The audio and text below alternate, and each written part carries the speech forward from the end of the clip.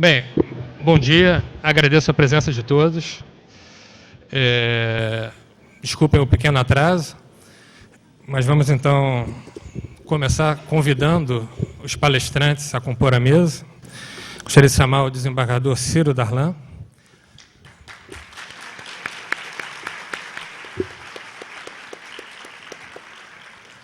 Professor Dr. João Menezes.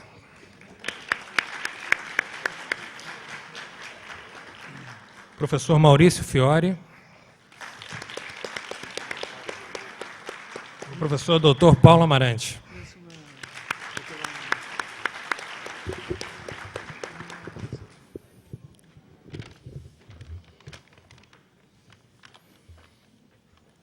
Passo a palavra ao diretor-geral da Escola da Magistratura, o desembargador Sérgio Verani. Bom dia a todos. Cumprimento a todos os companheiros da mesa.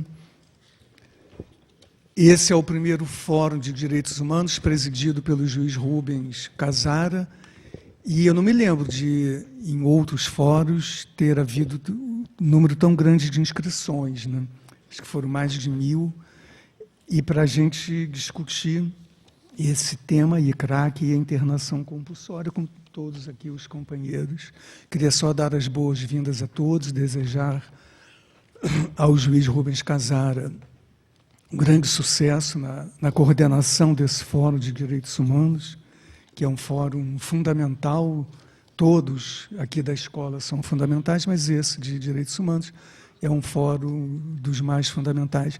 E, só lembrando, esse fórum foi uma criação de alguns juízes, entre eles Rubens Casara, né, que fizeram essa proposta já há 5 anos, ao então diretor da Imerge, que era o desembargador Paulo Ventura, e o Paulo, então, me designou para presidir esse fórum.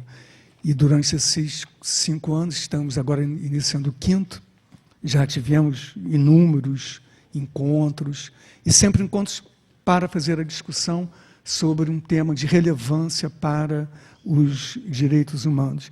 E esse tem uma relevância especial, essa questão aí do CRAC, das internações, quando a proposta do Estado e do município do Rio são propostas que violentam os direitos fundamentais do cidadão, porque se desvia da proposta fundamental da saúde pública, que é a proposta da inserção social. Curiosamente, a própria Lei 11.343, de 2006, que é a chamada Lei de Entorpecentes, a lei que cria o SISNAD, Sistema Nacional sobre as Drogas, nos artigos iniciais dessa lei, fala-se ali dos princípios, e se repete em vários artigos. É só dar uma olhadinha ali naqueles artigos iniciais da Lei 11.343, onde são enunciados os princípios, e várias vezes a repetição, a inserção social do usuário, a redução do uso, a redução do dano, que são princípios fundamentais. E essa internação que se tem feito, na verdade, se faz uma interpretação mais do que equivocada, uma interpretação ao avesso da proposta da saúde pública, que é a inserção social. Não há outra possibilidade. E não é possível inserção social com segregação. A política pública tem sido, do Estado e do município, tem sido a política pública da segregação e da exclusão social, e não da inserção social. São aí o que faz, como é que se pode enfrentar aí essa política de segregação absoluta, e que caminhos, né, que podem ser possíveis para mostrar aí aos governantes que outras políticas, outros modos são possíveis para dar a assistência que garanta os direitos humanos fundamentais. Então, a gente vai discutir isso aqui hoje, e eu queria só anunciar, porque alguns companheiros militantes de direitos humanos da Baixada Fluminense, de Nova Iguaçu e de Caxias, especialmente, estão aqui presentes. Só para anunciar aqui, na Baixada existe lá o Fórum Grita Baixada, exatamente assim que é o nome. O Fórum Grita a Baixada organiza a caminhada ecumênica pela paz e a segurança, que será no dia 6 de abril. A concentração será na Vila Olímpica de Nova Iguaçu, a saída ali, às 8 horas, da Vila Olímpica de Nova Iguaçu, em direção à Praça da Telemar, em Mesquita. E aqui na divulgação pede-se que os participantes podem ir preferencialmente de camisa branca e levar, se possível, lenço colorido. Eu perguntei a Frei Evaristo, mas de qual cor do lenço? Ah, qualquer cor. Bom, eu prefiro o lenço vermelho, mas ele falou lenço colorido, de qualquer cor, então. E continua, vamos somar forças e participar, chamando a atenção da sociedade e das autoridades a respeito das necessidades do povo da Baixada. Então, quem tiver possibilidade, dia 6 de abril, às 8 horas, concentração na Vila Olímpica de Nova Iguaçu. Rubens Casaro, então. Bem, dizer que o grande responsável, na realidade, por esse fórum foi o desembargador Verani, que encampou a ideia, que colocou seu nome à frente e, com isso, deu aquele selo de seriedade ao projeto. Sobre a nossa mesa de hoje, nós pensamos nela por ser um tema extremamente polêmico. E essa polêmica, muitas vezes, fundada em mitos, em preconceitos, em estereótipos. E para desvelar esses mitos, esses preconceitos e esses estereótipos, nós resolvemos chamar 4 pessoas que são profundos estudiosos sobre essa questão, 4 visões a partir de saberes distintos, e eu espero que todos vocês aproveitem e gostem dessa nossa reunião. Já anunciando que, diante do sucesso, diante da procura, muitas pessoas quiseram se inscrever e não conseguiram, a nossa próxima reunião, que vai ser dia... Gabriel? Eu acho que o dia 15 de abril, 18 de abril. Não, acho que é 18, né? Acho que é 18 de abril vai ter esse mesmo tema, tá? Que é a questão do crack e da internação compulsória. Sem mais delongas, eu vou passar a palavra ao desembargador Ciro Darlan de Oliveira, que é da 7ª Câmara Criminal do Tribunal de Justiça do Estado do Rio de Janeiro, tem pós-graduação em Direito pela Universidade de Coimbra, em Portugal, foi presidente do Conselho Estadual de Defesa da Criança e do Adolescente, é autor de diversas obras e membro da LIP, dos Agentes da Lei contra a Proibição. Por favor, desembargador. Bom dia a todos e a todas. Eu quero cumprimentar o desembargador Sérgio Verani, diretor da Escola da Magistratura, e dizer que me orgulha muito de estar aqui neste auditório tratando desse tema com casa cheia. Cumprimento o meu amigo Rubens Casara, que nos lidera nesta cruzada em defesa dos direitos humanos na magistratura do Rio de Janeiro. Também, na pessoa do professor Paulo Amarante, cumprimento todos os companheiros aqui da mesa, magistrados, colegas, membros do Ministério Público, senhoras e senhores. Eu estou particularmente feliz porque a nossa casa está abrindo as portas para um debate de um tema de tamanha importância. Já na segunda-feira, eu também falei na Câmara dos Vereadores com casa cheia sobre esse mesmo tema. A Câmara dos Vereadores, que está instalando uma CPI, diante da importância e da gravidade desse tema, está instalando uma CPI, coisa raríssima na Câmara dos Vereadores, para aprofundar o debate com a sociedade sobre essa temática. Também fui convidado, mas eu não tenho o dom da ubiquidade, para estar neste mesmo momento, nesta mesma hora, ali na UERJ, a convite do SEDECA, para tratar com o mundo acadêmico sobre esse tema. E também ali no auditório da Cândido Mendes, um evento promovido pela Associação Beneficente Amar, para o qual também fui convidado. Gostaria de estar lá, mas a minha casa é aqui, e o orgulho de estar aqui debatendo esse tema fez com que eu escolhesse este local para aqui estar debatendo. Gostaria de trazer à meditação um fato da minha vida corriqueira, que eu estou em vias de apreciar um recurso em que um cidadão no interior do Rio de Janeiro foi condenado à pena de 2 anos e 20 dias de multa por furto de 3 latas de óleo. E eu trouxe isso aqui não como uma crítica aos colegas, nem como uma crítica à sentença, a qual está sendo submetida a um recurso e pode até vir a ser mudada, que é assim que esperamos que seja, mas para dizer que neste mesmo momento estão sendo enterradas crianças na Serra, na Baixada Fluminense, graças à incúria do poder público. E eu não vejo o Ministério Público promover nenhuma ação de responsabilização desses que são os grandes criminosos. E é justamente por falta dessas políticas públicas que nós estamos aqui debatendo a questão do crack, que tem como maior vitimização as crianças e os adolescentes.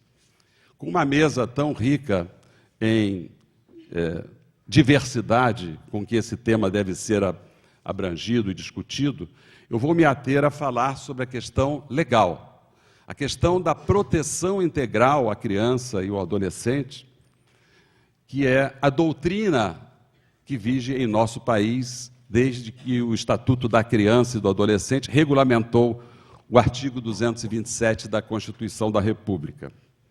E é no artigo 227, é na Carta Magna, que eu vou buscar o fio que delineia o que deveria estar sendo feito há mais de 22 anos e não está sendo feito.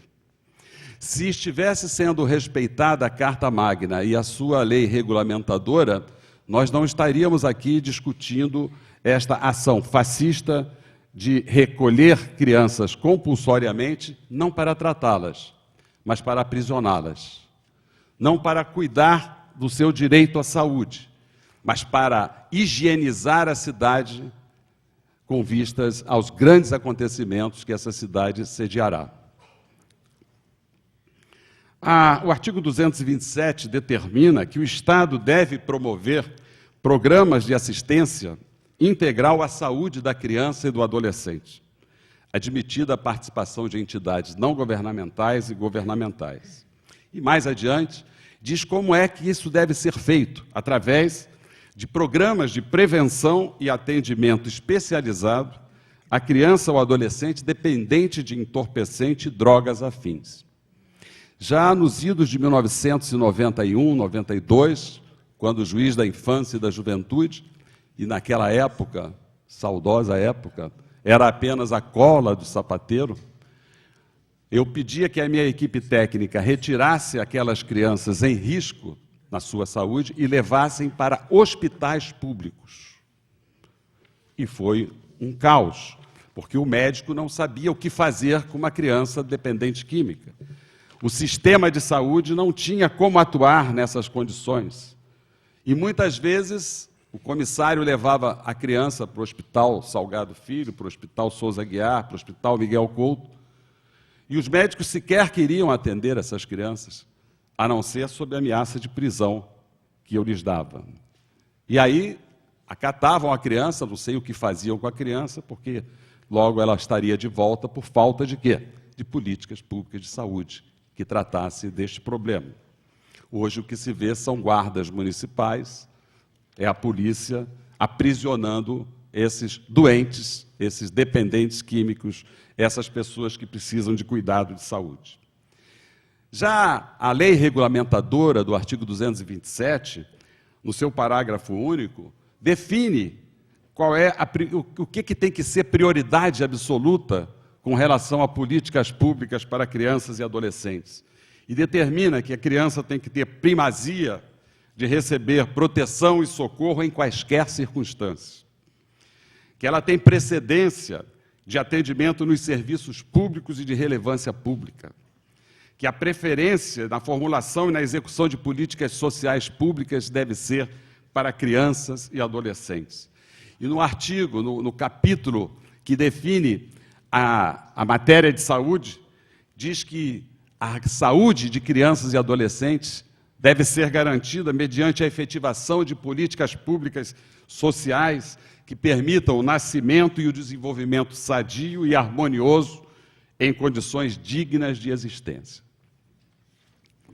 Também no artigo 15, garante a essas crianças o direito à liberdade, que está sendo afrontado com essa ação fascista de retirar as crianças das ruas, não sob o pretexto de protegê-las. Este é o discurso, mas sob a prática de apenas aprisioná-las e retirá-las da praça pública. Crianças também têm o direito a respeito assegurado no mesmo capítulo do Estatuto da Criança e do Adolescente. E aqui eu queria aproveitar essa casa cheia, esse Maracanã de audiência, para dizer da responsabilidade individual de cada um de nós. Não basta promovermos seminários. Eu estou muito animado porque eu estou lendo a biografia do Marighella, e Marighella dizia, não basta o discurso, é necessário a ação.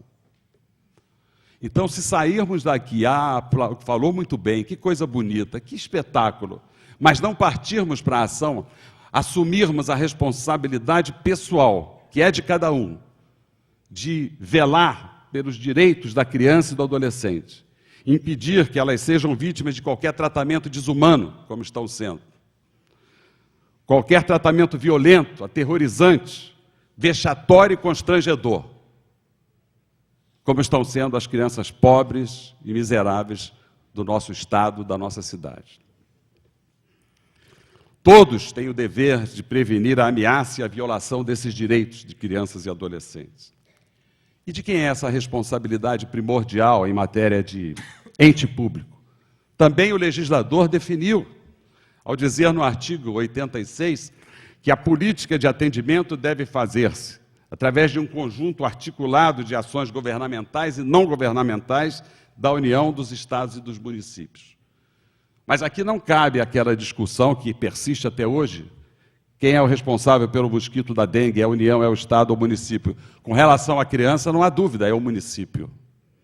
Porque aqui também o legislador foi muito claro ao dizer que as linhas de ação da política de atendimentos devem ser dirigidas através de diretrizes do município, da municipalidade. E para isso criou instrumentos como os conselhos tutelares, como os conselhos de direitos, que são sucateados pela autoridade pública municipal porque não quer que eles funcionem. Porque se funcionarem como deveriam funcionar, denunciam a inexistência de qualquer política pública na área da infância e da juventude. Denuncia que nós não temos creche, denunciamos que nós não temos escola de qualidade, denuncia que nós não temos uma política de habitação. E este é o papel que o legislador destinou aos conselhos tutelares, sucateados. O Rio de Janeiro deveria ter 40 conselhos tutelares, mal e porcamente tem 12. E mal e porcamente não por culpa dos conselheiros, mas por culpa daqueles que deveriam prover as condições de funcionamento dos conselhos tutelares. O legislador disse também como essas entidades de internação devem funcionar no seu artigo 94, e diz que deve oferecer instalações físicas em condições adequadas de habitabilidade, higiene, salubridade, segurança e objetos necessários de higiene pessoal, oferecer cuidados médicos, odontológicos, psicológicos. Nada disso existe. Nem nas entidades de acolhimento e muito menos nas entidades de cumprimento de medidas socioeducativas. Se o governo defende essa política e mente para a população dizendo que é para protegê-las, já estamos há 2 anos desta política. E qual é o resultado dela? Que eficácia tem essa política?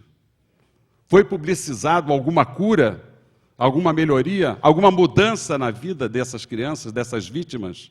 Absolutamente nada. Tudo é secreto, a não ser o fato de que o município já gastou 80 milhões com uma ONG chamada TESLU, cujo responsável é um policial que tem 45 autos de resistência na sua vida. É a única prestação de contas e, assim mesmo, porque a imprensa, como diz o ministro, chafurdou este fato e colocou ao conhecimento da população. A lei estabelece medidas de proteção à criança e ao adolescente. E se essas medidas estivessem sendo implementadas, também não se justificaria o nosso encontro, o nosso debate. E diz que uma das medidas é a inclusão em programas comunitário oficial de auxílio à família, à criança e ao adolescente, a requisição de tratamento médico, psicológico ou psiquiátrico em regime hospitalar ou ambulatorial. Letra morta. Letra morta. Inclusão em programa oficial ou comunitário de auxílio, orientação, tratamento a alcoólatras e toxicômanos. Nenhum adolescente deve ser privado da liberdade, é o que diz a lei, senão em flagrante delito ou por ordem escrita e fundamentada de autoridade judiciária competente. Lamentavelmente, essa autorização da autoridade judiciária existe. Como existe a autorização do Ministério Público, porque são coniventes e são coautores desta ação da Prefeitura. Não só por omissão, mas por ação. O Ministério Público e a Vara da Infância e da Juventude, lamentavelmente, são parceiros e sócios desta ação fascista.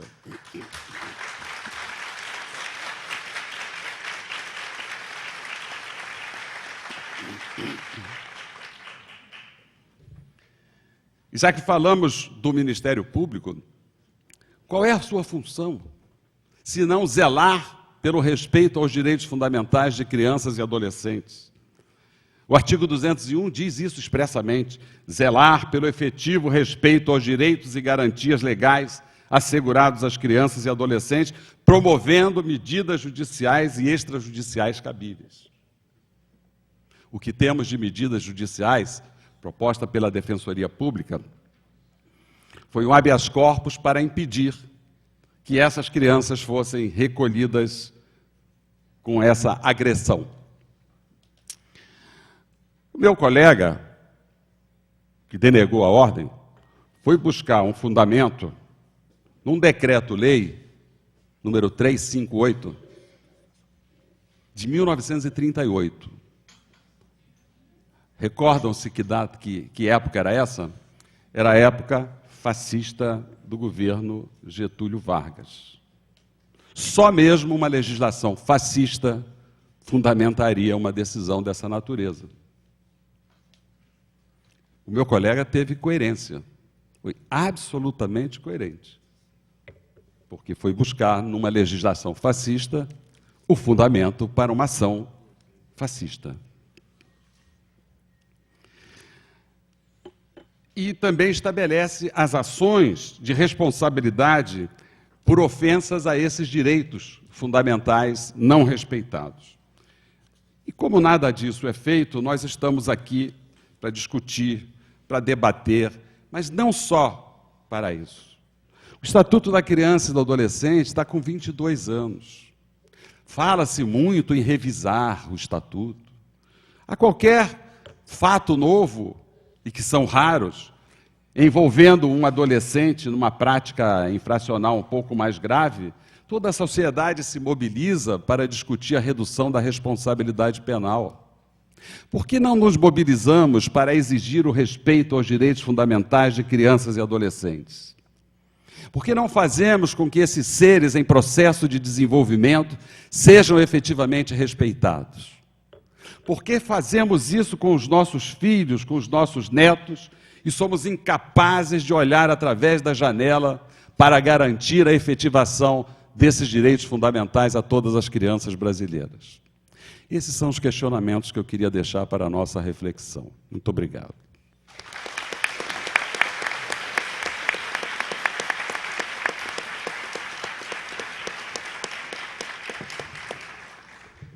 Queria dar parabéns ao Ciro por essa fala corajosa e militante.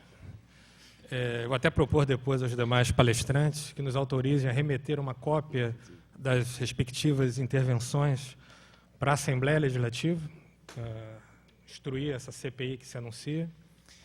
Queria também aproveitar a oportunidade para convidar todos os presentes para um próximo evento também relacionado com esse tema das drogas, que se chama Drogas, dos Perigos da Proibição à Necessidade da Legalização.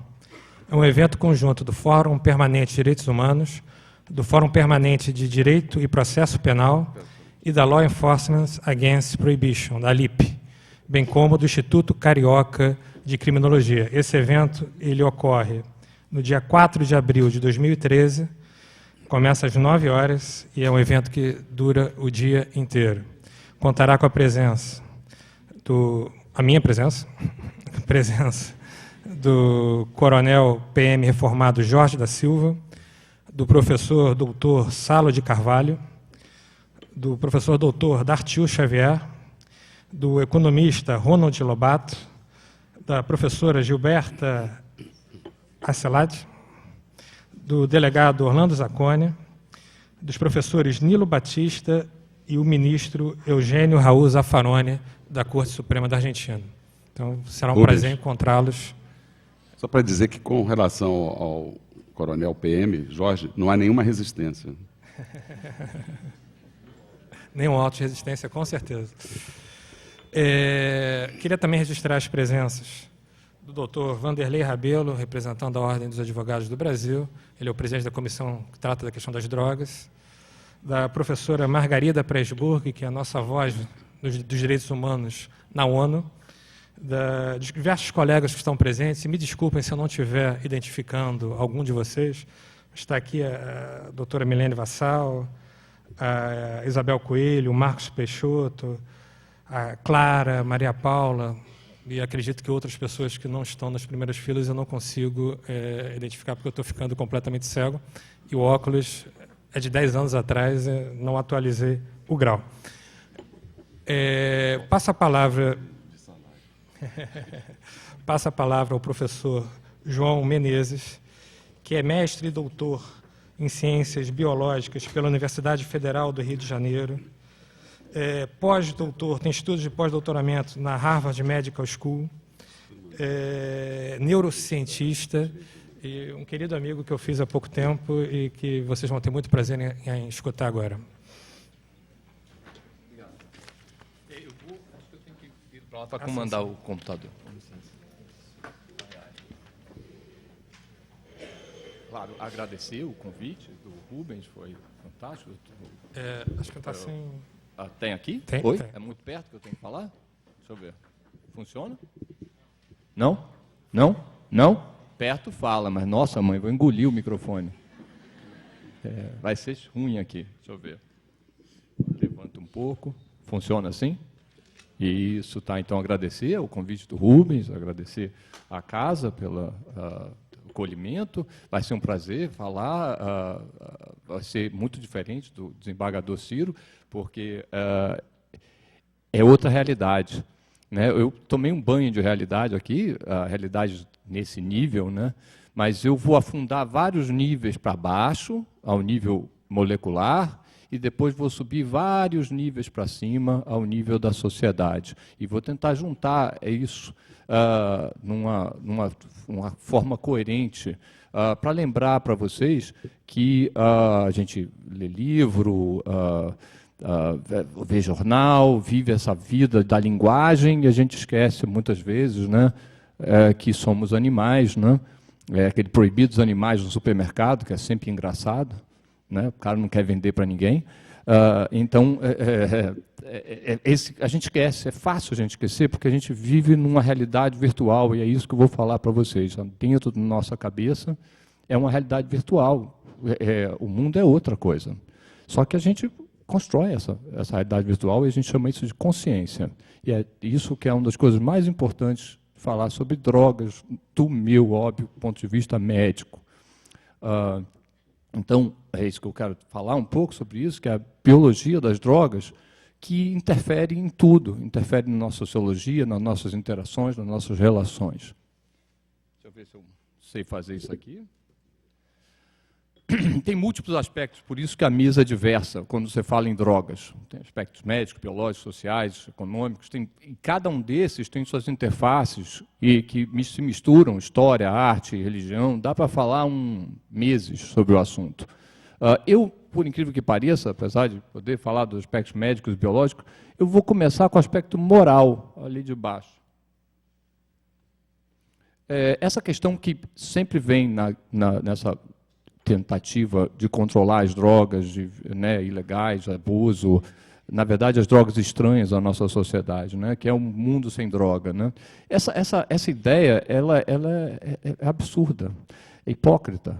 É um negócio assim que eu acho inacreditável que alguém consiga imaginar, mas sobre um mundo sem drogas.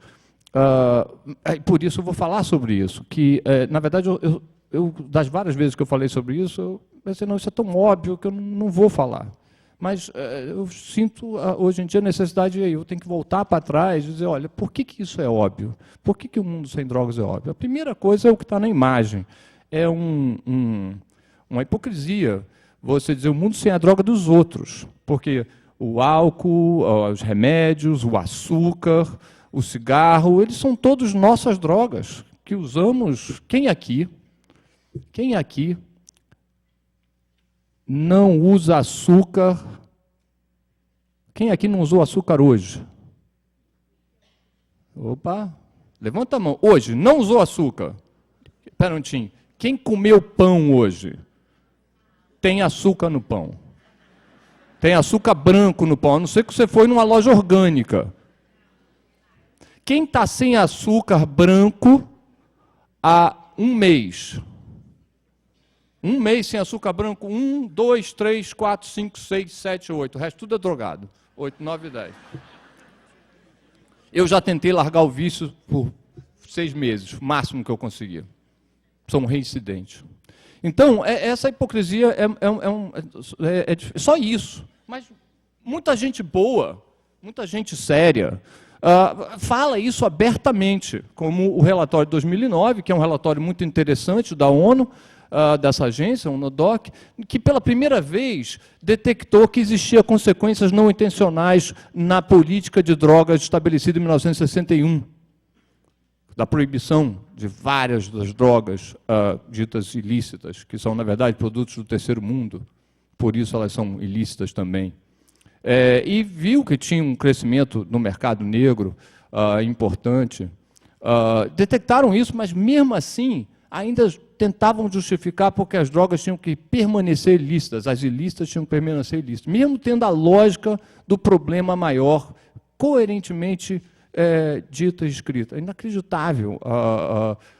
Em vez de bater um ponto de interrogação, eles ainda não, tem que continuar proibido. Dentro desse texto, feito por esse senhor aí, o Antônio Maria Costa, um senhor claramente bem educado, ele me dá esta frase no meio que é uma síntese, no qual a eliminação do uso de drogas é um objetivo tão alto, tão nobre, quanto acabar com a guerra e a pobreza.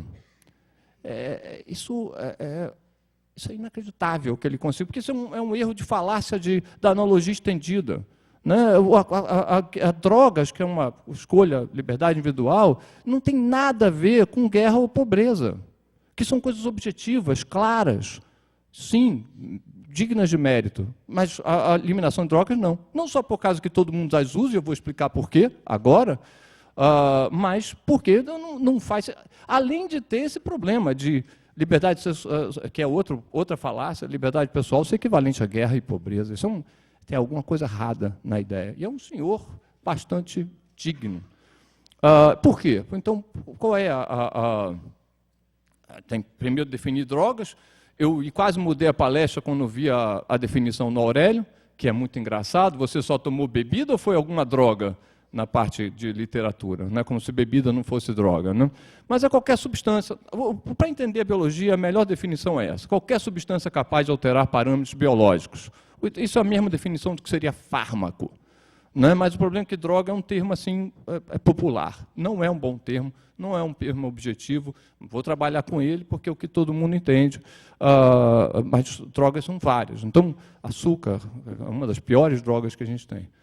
Mas várias outras. A gente vai ver que comida é droga. Eu vou explicar agora para ver se deixo isso mais claro. São 3 fatores para entender o uso e abuso de drogas. Tem que começar lá no nível mais baixo, sobrevivência e comunicação celular. Prazer e dor, consciência e cultura. Vamos começar com sobrevivência e comunicação celular. Você tem uma única célula. O que ela precisa para sobreviver? Ela precisa sentir o meio externo, reconhecer as coisas, entender o que tem lá de fora. O que ela precisa saber? Outra célula, mas principalmente comida. Ela precisa detectar comida. O que é comida? Gordura, proteína, pedaços de proteína e açúcares. Então, ela tem que produzir receptores que detectam o mundo externo. Uma molécula grande que vê coisas do mundo externo. Que coisas são? Açúcares simples, aminoácidos, moléculas de gordura, proteínas e peptídeos, purinas que fazem o nosso DNA, e metabólitos, que tudo isso quebra. Açúcares quebram em álcool, aminoácidos quebram em aminas biógenas, moléculas de lipídio quebram em um monte de coisas, superoxidantes, super reativas, proteínas em 1000 pedacinhos, e tudo isso quebra em metabólitos, as purinas também. Então, a sujeira. Então, a célula precisa ler a comida e precisa ler a sujeira, o lixo. Eu vou lidar com isso daqui a pouco. Que nem a gente, tem que descobrir onde tem a comida. Que nem a gente, porque a gente é célula, um monte delas. Então, repararam que ele precisa produzir um sensor para comida. E isso determina a vida de uma célula individual, isolada, sozinho. Somos feitos de várias. No sistema nervoso, temos muitas células se comunicando umas com as outras. Essas células informam para a outra, ligam a outra, desligam a outra célula na sequência, que produzem essa nossa experiência de vida, que é esse mundo de realidade virtual que a gente vive, através do que a gente chama de comunicação celular, e as moléculas que fazem isso são chamados neurotransmissores, transmitem informações de uma célula para outra. Você está vendo ali, a ponta de 2 células, eu sei que é bastante abstrato isso, mas as moléculas trafegam e vão ativar a outra célula que tem receptores igual àquela célula primitiva que tinha um receptor para comida. O interessante, é o que está escrito ali embaixo, todos os neurotransmissores, e são vários, são 10 clássicos e quase 200 novos, tem um por ano sendo descrito de neurotransmissor que intermedia a comunicação celular, todos eles têm origem de alimento. Todos são ou indireto ou diretamente iguais à comida. Então, por exemplo, aminas biógenas é a degradação de aminoácidos. Os aminoácidos que são para comida, para produzir nossas proteínas, também são neurotransmissores. Peptídeos são quebras de proteínas que a gente come, ou produz ou come, e outros neurotransmissores são nucleotídeos que tem no nosso DNA, e eu vou explicar isso mais adiante, todos vão gerar.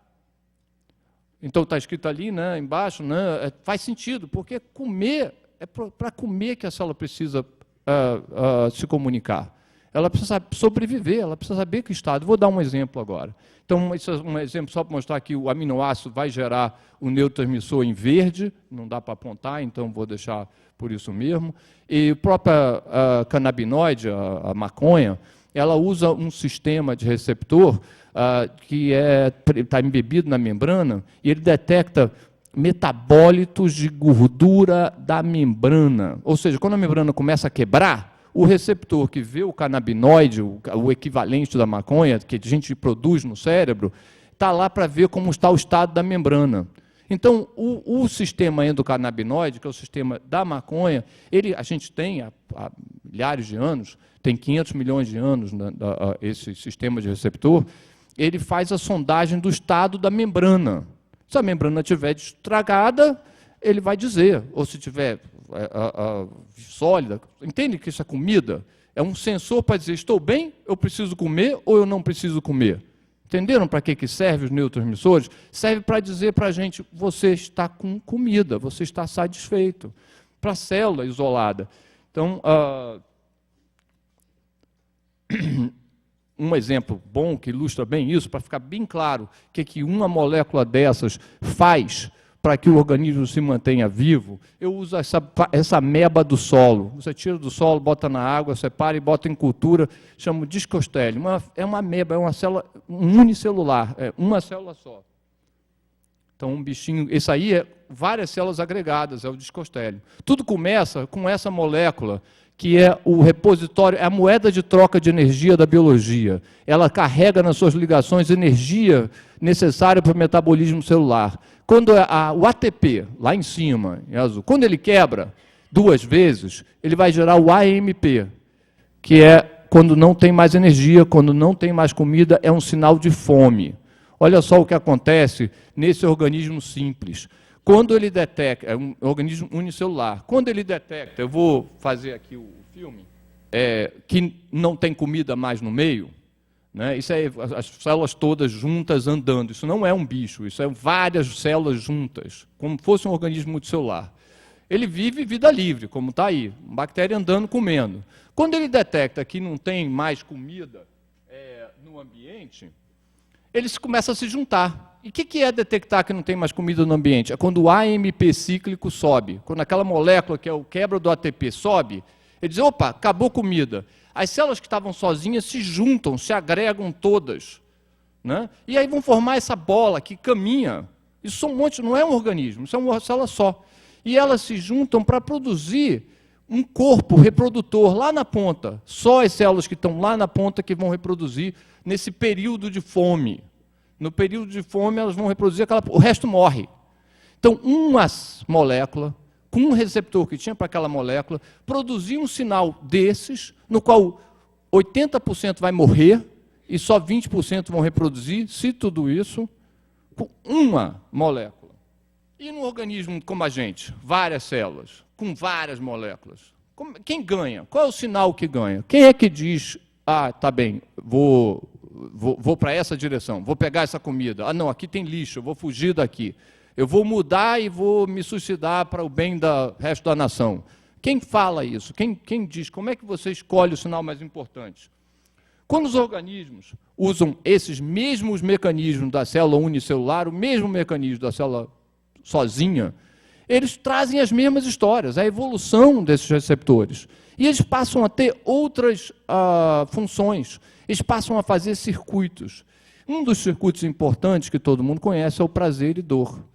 O circuito de prazer e dor é um dos segundos regulador, em que diz, tá bem, você tem esses vários sinais, mas qual é o mais importante? O que me dá prazer. Qual é mais importante? O que me dá dor, porque esse eu vou fugir, esse vai me matar. Então, esses 2 circuitos dominam a boa parte da função da vida do organismo. Se é prazer, vai reproduzir, vai comer, vai procurar aquela mesma fonte de alimentação. Se é dor, vai fugir, vai mudar. Esse é o grande regulador da maior parte dos animais. E esse regulador, ele é dirigido por aquelas proteínas, aquelas moléculas de comida. A dopamina vem da tirosina, que é um aminoácido que a gente come. A serotonina também vem do triptofano, do aminoácido que a gente come, que a gente regula, que o nível no cérebro, pelo menos da serotonina, muda com a comida. Isso é muito importante. Então, se você comer muito açúcar, sua serotonina vai subir por causa da facilidade do triptofano entrar no cérebro. E é como se fosse uma célula unicelular. Opa, estou cheio de triptofano, estou satisfeito. E aí você fica satisfeito, é aquela via de lado à direita. Não é mais uma célula, mas várias células fazendo a mesma coisa que uma célula sozinha. Aquela molécula sinaliza, você está satisfeito, pode descansar, não precisa mais comer hoje. Já a dopamina é o contrário. Eu vou ganhar um prêmio porque eu vou comer bem hoje. Tudo a mesma coisa, a mesma via, as mesmas moléculas. Isso levou a esse tipo de filosofia em que você tem esses 3 grandes neurotransmissores, está em inglês, norepinefrina, dopamina e serotonina, é a adrenalina ali, né? Esses 3 regulam parte do nosso humor, que está no meio ali. Eu não vou falar muito disso, mas essa é uma teoria que já está há uns 10 anos, 15 anos regulando, mas é muito mais complexo do que isso. Porque não é um caldo só, são circuitos que geram várias partes do nosso comportamento. E esses circuitos muitas vezes estão envolvidos no uso e abuso de drogas, das várias características, como a euforia e a vontade de recompensa, a criação de hábitos de perseverança, que um drogado, um usuário forte, desculpe o drogado, um usuário forte, ele tem um bom hábito, ele está atrás, ele é perseverante. E tem um circuito por trás que todos nós temos. E a comida muda esse circuito, entende? Quando você come, troca, eu vou explicar. O engraçado, isso é um parênteses, é que todos esses neurotransmissores, todos esses mediadores da comunicação entre as células têm uma droga relacionado. Tá aí o exemplo, desculpe que está pequenininho, mas os circulados em vermelho são os neurotransmissores. Alguns, tem 200, né? Ali só tem 6. Né? Cada um deles tem uma ou mais drogas. Né? Nem sempre as formas são iguais. Eles são parecidos, atuam sobre esses neurotransmissores, sobre aquela comunicação. Mas por que isso? O porquê isso é porque as plantas são mais inteligentes que a gente. As plantas, elas não se movem. Então, para elas interferirem no ambiente, elas são fábricas de produtos químicos. Quando ela fabrica um produto químico que dá certo, ou seja, mata um inseto, ou faz com que ele queira visitar a planta para que polinize, ou que ajude a planta a comer, quando essa molécula dá certo, ela é sintetizada, usada, e essa planta sobrevive. E elas interferem toda a biologia, seja no solo, no ar, na água, jogando esses produtos químicos que vão atuar sobre aqueles neurotransmissores que são origem lá na célula unicelular para detectar comida. Entenderam isso? Então, então o inseto está atrás de comida, ele vai na planta e recebe uma droga. E aquela droga melhora o inseto de alguma forma, ele volta para a planta para polinizar. Ou então esquece onde a planta está e não come ela, ou o que seja. As várias ações das plantas regulam a gente de formas insuspeitas. Recomendo a leitura desse livro, eu acho que tem em português já, que é A Botânica do Desejo, no qual esse autor ele mostra como as plantas dominam os animais. E elas fazem de várias formas. Por exemplo, pela beleza, flores lindas que não fazem nada, mas a gente cultiva elas. O arroz, pela energia, pela comida. Quem é mais bem-sucedido? Eu ou o arroz, que tem a sua linhagem garantida e tem milhões de hectares para morar, domina áreas muito maiores. Meu filho, eu não tenho certeza se ele vai ter casa daqui, ou o neto dele, mas o arroz sabe que vai ter. Ele sabe. Ele controlou o ser humano para que ele se mantivesse. O ser humano controlou ele e ele controlou o ser humano. Mesma coisa com a maconha, que é uma planta que atua sobre um sistema de 500 milhões de anos, ela tem 50 milhões de anos, mais ou menos, e há 8 mil anos, 10 mil anos a gente cultiva ela, por causa dos efeitos que ela tem, dos vários. E a planta faz a gente gostar dela e a gente faz a planta gostar da gente. É uma relação mútua. A gente esquece disso, né? Que somos seres vivos, vivendo num mundo de ser vivo. Então, é um adendo. Droga, quase todas vêm de planta. Algumas vêm de animais, muito poucas. Um sapo maluco ali, uma cobra maluca lá, mas quase tudo é planta. Basicamente, a planta, olha, eu tenho esse presente para vocês e eu cuido de você se você cuidar de mim. Seja comida, seja droga, seja o que seja, ou beleza. Seja o que for que a planta oferece, a gente cuida disso. E aí vem o terceiro nível. Para o ser humano não basta prazer e dor. Não basta. Mas é tudo a mesma molécula que guia. Vários animais têm consciência, mas a nossa é muito elaborada. A gente cria um mundo virtual e a gente consegue falar desse mundo virtual. Né? É o grande controlador.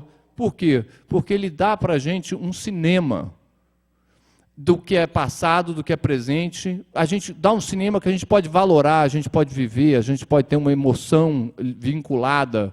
E aí, muitas vezes a gente pode aceitar uma dor para ter um prazer.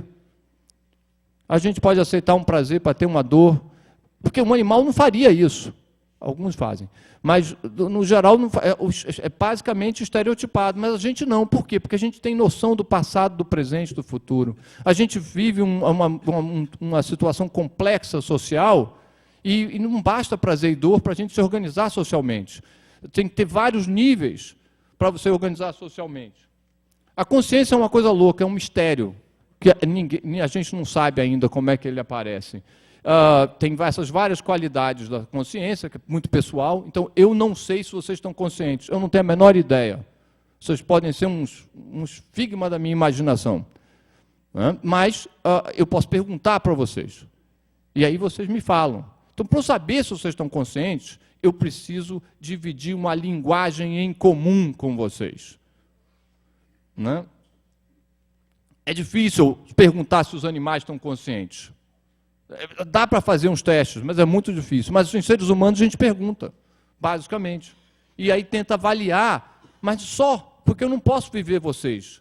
Eu não posso entrar na mente de vocês. Eu posso supor pela maneira como vocês me devolvem a resposta. Repara que isso é muito importante. Lembra que a consciência ela é gerada por aqueles circuitos que são iguais àquele do prazer e dor, são mais ou menos o mesmo circuito, e gera essa que a gente não sabe, que cria essa realidade que a gente também não sabe, o qual eu não sei se vocês estão conscientes, eu preciso perguntar e eu preciso ler, e as mesmas coisas que guiam essa consciência são aqueles neurotransmissores da dor e do prazer da comunicação entre as células. Então, linguagem essencial. A cultura parece pessoas que dividem as mesmas experiências, sendo que linguagem é uma delas. Então, a linguagem não é exatamente derivada da consciência, mas ela é um anexo da consciência muito importante. E o interessante é que essa consciência ela pode ser alterada pelo uso de substâncias, pela comida. Ela é alterada diuturnamente, todo dia, quando você dorme. A consciência muda. Quando você acorda de manhã, quando você pega uma feijoada na tarde, quando você fica estressado, quando você fica tenso, quando você faz jejum, isso tudo muda a consciência. E drogas mudam a consciência, todas elas. Todas elas. Drogas são substâncias, que nem comida. Não tem diferença. Então, você dizer um mundo sem droga é um absurdo que seria a mesma coisa quase que dizer um mundo sem comida. Dá para viver sem droga? Dá. Sendo budista, talvez. Tira café, tira tudo. Tira comida também. Mesmo assim, ele produz a própria droga. Porque a sua atividade muda a sua consciência. Então, a hipocrisia está aí. E o interessante, que vai ser, não sei se o Maurício vai falar, mas que toda a sociedade humana, nos tempos milênios, tem a sua droga de preferência. Sempre. Sempre tem uma droga no meio. A nossa, desde os tempos antigos da Grécia, é o álcool. E a sociedade vive com essa droga. E deixa eu explicar por que a sociedade vive com essa droga. Que é simples. E está no livro do Henrique Carneiro também, uma explicação simples sobre isso. A droga altera a minha consciência. Eu tomo a droga, muda a consciência, depois agora para a minha consciência volta. Como se fosse dormir. E aí minha consciência com droga é desse jeito. Olha só que coisa, mudou assim, né? Eu tomei e alterou. Aí, e a do outro? Bem, se ele toma se ele tomar a droga, eu posso olhar o comportamento dele. Olhando o comportamento dele, eu vou entender a consciência dele, vou saber se tem a mesma da minha. Então, imagina dois povos se encontrando que não falam a mesma língua. Vão tentar comunicar. Aí vão aprender na língua. Oferece-se uma bebida. E aí você vê o comportamento desse estrangeiro com a sua droga conhecida. E aí você reconhece, ele tem a mesma consciência que eu. Esse não é digno de confiança. Então, é a famosa frase, in vino veritas, no vinho a verdade.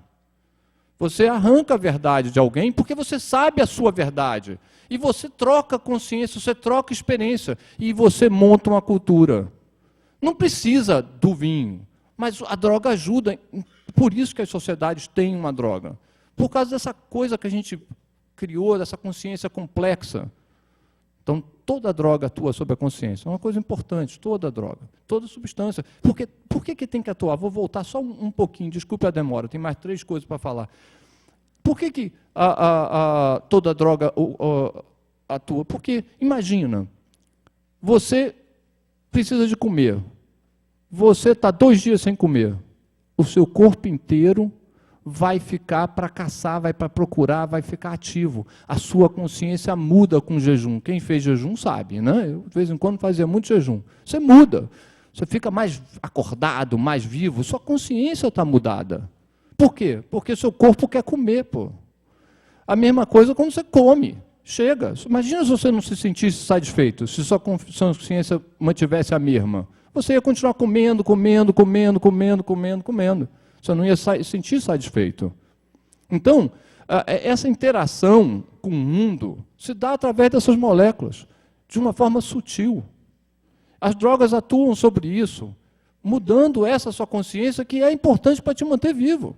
E como a gente é uma organização complexa, ajuda a formar a sociedade, ajuda a formar confiança, ajuda a formar laços em comum, para entender essa complexidade que somos animais. Temos essa base molecular de tentar viver no mundo em vários níveis.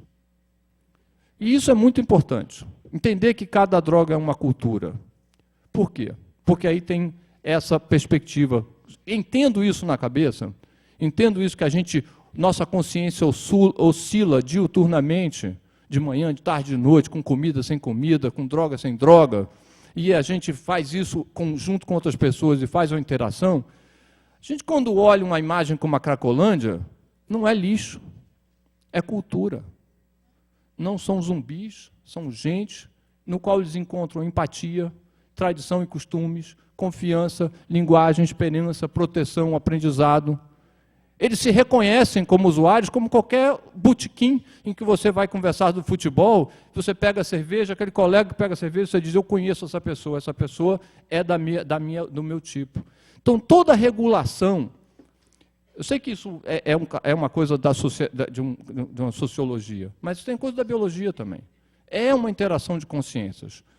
O uso de drogas é uma interação de consciência e isso gera uma cultura. Ali embaixo, um rally para liberação da maconha, aquilo também é um grupo de pessoas que tem empatia, tradição, costumes, confiança, linguagem própria, experiência, proteção, que se encontram com proteção e aprendem uns com os outros.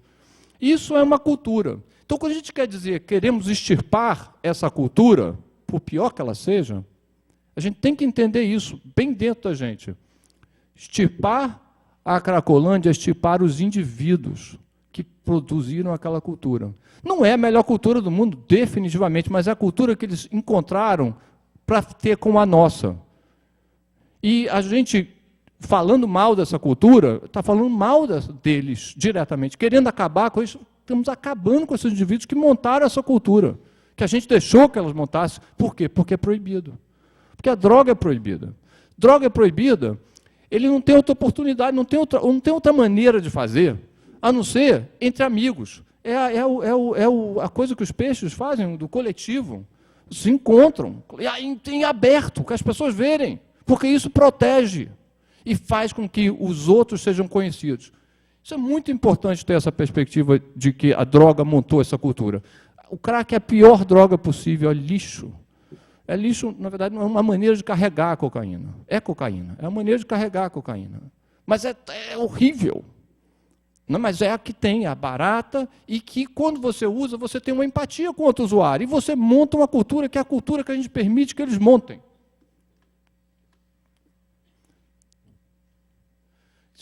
Vou só resumir rápido, isso é um iceberg. Então, quando a gente vê um usuário, na verdade, a gente está vendo um circuito e está vendo moléculas, que dão origem a esse circuito, que dá origem àquela cultura. Então, uma célula, molécula, vai dar origem aos circuitos até a consciência, a cultura. Só que tem a volta. A cultura e a consciência atuam sobre as moléculas, seja na forma da sua atividade, exercício, sono, qualquer estresse, seja o uso de drogas ou mesmo alimentos. Você modifica, isso é um ciclo inseparável. E quais são as consequências disso? Bem, aí fica mais fácil entender o tripé que rege o uso e abuso de drogas. Nunca é a substância sozinha. É o indivíduo e o ambiente. Nunca é a substância sozinha. Por quê? Porque o indivíduo é a substância. Ele tem as substâncias no seu interior. E ele não está sozinho numa caixa. Ele tem história, ele nasceu, ele viveu, ele teve educação, teve acesso à saúde, ou não. Então, não dá para entender só o crack. Se a gente for atrás só do crack, não vai funcionar, vai ter uma coisa pior. Porque a cocaína era bem ruim, o crack é pior. E se a gente vai atrás do crack, vai ter uma coisa pior. Vai ter lá a merla ou o que seja. Vai ser pior e pior e pior e pior, porque, na verdade, é o tripé. É o tripé. O indivíduo tem doenças genéticas que ele nasce com. Todo mundo aqui é diferente. Por isso que eu não sei se vocês são conscientes, porque todos são diferentes. Eu tenho que conversar, entender cada um, a história que vocês trouxeram. E o ambiente que cá entre nós, nossa sociedade, não é rosa. Definitivamente não é a coisa mais fácil de viver nessa sociedade e ter suas liberdades individuais respeitadas. É boa, ela é bastante construída, mas não é fácil. Eu consigo ter empatia com alguém que quer fugir dessa realidade. Mas eu acho que eu já expliquei para vocês, não se usa a droga para fugir de realidade, se usa a droga para se conhecer. E isso é muito importante, não espalhar mitos. Por exemplo, o mito que o crack é fulminante. Quantos de vocês viram na mídia isso? Isso tem a ver com o fato da crack ser uma cultura. Entende? Se tem uma cultura, tem conhecimento, tem interação, tem troca, tem aprendizado entre os participantes daquela cultura. Na hora que você diz, você usa o crack e você vai ficar viciado na primeira vez ou na segunda, quem sabe a verdade sabe que você está mentindo. Sabe que isso é mentira. E piora. Porque isso já é uma mentira. Então, quando você vai olhar, é realmente verdade que quando você usa o crack ou cocaína, você vai ficar viciado? O crack vicia mais rápido que a cocaína, sim. Mas não é essa coisa que... Não é na primeira vez, não é na segunda, nem na terceira. Isso que a gente tem que falar é insidioso. Você não percebe quando você vai ficar viciado. Não percebe. É insidioso. Mas não é... Nesse estudo, né, 900 pessoas, usuários recentes, de um período de 2 anos, no final, 4% estava com dependência. 16% pareciam que ia ter dependência. 80% não tinha sinal nenhum de dependência. Então, você está naquela cultura da Cracolândia. 80% de lá diz, história, ficar dependente é para os fracos. Eu não estou dependente, isso é história que crack. Né? E aí nem percebe que vai ser pego daqui a pouco, porque é insidioso. Você não percebe. Mas, geralmente, a percentagem não é muito maior do que isso. Então, quem cai? Quem cai com vício? Nesse estudo que perguntou-se quem cai, quem fica viciado e os outros que não ficam no uso de prolongado? Quem morre, quem é afetado? Um número muito grande desses pacientes, dessas pessoas, tinham outras doenças, uma comorbidade, seja depressão, dependência com álcool, outras drogas, doenças psiquiátricas, o que seja. Então, esses 4%, vamos lá, 20%, só esses. Os outros 80% são absolutamente pessoas normais que poderiam ter uma vida normal, produtiva, dentro da sociedade, que tem uma cultura própria, porque gosta de excitante, anfetamina. Ele gosta disso, que nem as outras pessoas gostam de açúcar, de álcool, de maconha, do que seja. Deveria ser direito dele usar o que ele quer. Ele não vai ficar doente, não vai fazer mal, não vai roubar, não vai virar zumbi, não tem nada disso, tudo história para boi dormir. Agora, os outros que a gente está realmente interessado em cuidar, em tratar, porque tem outras comorbidades que podem ser um problema, esses a gente não deixa opção para eles, porque a única opção que eles têm é aquela cultura da Cracolândia. Então, a gente tem que entender isso, tem que entender que a gente cria a Cracolândia. E a gente está perdendo essas pessoas. Essas sim, são poucas. Não é tão caro, não seria tão difícil. Então, basicamente, a ideia do mundo sem drogas não faz sentido, já expliquei, né? Elas agem semelhantes com comida, então não dá para viver sem mesmo. Claro que dá para viver sem droga, entende? Mas não dá para dizer que não pode ter, que dá para fazer, que é um absurdo. Tem vários níveis, né? Varia, né? Com sono, já falei. O uso de drogas é principalmente para o autoconhecimento da consciência. É claro que existe abuso, é claro que existe fuga, mas é menos, é menor. O autoconhecimento é que é o mais importante. e essa Cracolândia, que é um fenômeno, esse para mim é o meu recado principal. Quando vocês verem a Cracolândia, você tem que entender que essa tem origem nesse confronto de culturas. E a gente deu essa opção. Se cocaína fosse legalizada, regulamentada, e não tivesse esse racismo, essa segregação, a gente salvava muito mais gente. A gente organizava uma cultura com comida, com alimentação, com educação e com respeito, né? E cuidava de quem caía. E a construção de mentira, ela não ajuda na prevenção do abuso, pois, agora entendendo que é uma cultura, essas culturas, em vez de se aproximadas, elas se afastam, porque uma não acredita na outra. Obrigado, então.